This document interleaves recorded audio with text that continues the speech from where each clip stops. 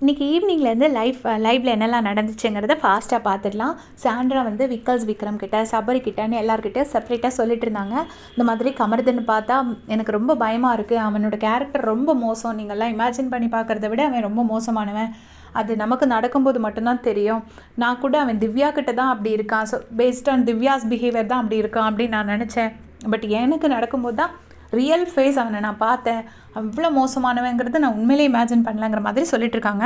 அப்புறம் பாரு வந்து ஏதோ இடுப்புலையே உதச்சா, எனக்கு சைடில் என் பக்கத்தில் ஒட்டி உட்காந்துருந்தா அப்படிங்கிற மாதிரிலாம் சொல்லிட்டு இருந்தாங்க. காரில் அவங்க ஃபேஸ் பண்ண விஷயங்களெல்லாம் சொல்லிட்டு இருந்தாங்க. நிஜமாக எனக்கு ரொம்ப பயமாக இருக்குது, வீட்டில் இருக்கிறதுக்கே பயமாக இருக்குதுன்னு சொல்லிட்டு இருந்தாங்க. அப்போ வந்து விக்ரமும் அதே தான் சொன்னார், சபரியும் அதே தான் சொன்னாங்க. என்ன சொன்னாங்கன்னா, இந்த மாதிரி யாரும் உங்களை ஒன்றும் பண்ண முடியாது, பிக் பாஸ் இருக்காரு, டீம் இருக்குது, எல்லோரும் பார்த்துட்டு தான் இருக்கோம், நாங்கள் எல்லோரும் இருக்கோம், எங்களெல்லாம் தாண்டி உங்களை யாரும் ஒன்றும் பண்ண முடியாது, பயப்படாதீங்க அப்படின்னு சொல்லி சமாதானப்படுத்திட்டு இருந்தாங்க. இன்னொரு பக்கம் பார்த்தீங்கன்னா, சுபிக்ஷாவும் விக்ரமும் எனக்கு எப்படியாச்சும் 105 days இருந்தணும், டைட்டில் கிடைச்சா சந்தோஷம். விக்ரம் சொல்கிறாரு, நான் இவ்வளோ நாள் இந்த வீட்டில் எல்லாமே பண்ணியிருக்கேன், நான் என்னெல்லாம் பண்ணணுமோ எல்லாமே பண்ணியிருக்கேன், ஃபுல் இது கொடுத்துருக்கேன், ஸோ டைட்டிலே டிசர்விங், டைட்டில் கிடைக்கலனா எனக்கு அட்லீஸ்ட் 105 days இருக்கணும், அப்போ தான் நான் இவ்வளோ நாள் கஷ்டப்பட்டதுக்கு எனக்கு பலன் கிடைச்ச மாதிரி இருக்கும் அப்படின்னு சொல்லி சொல்கிறாரு.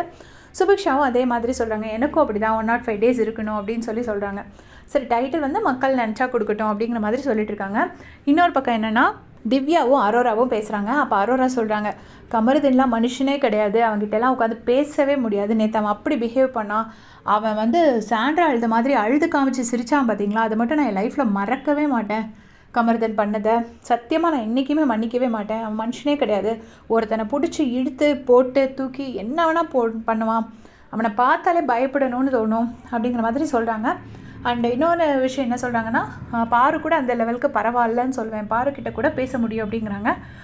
திவ்யா வந்து அதுக்கு ஆப்போசிட்டாக சொல்கிறாங்க, பாரு மாதிரி ஒரு க்ரூவல் பர்சன் நான் பார்த்தது கிடையாது அப்படின்னு சொல்கிறாங்க.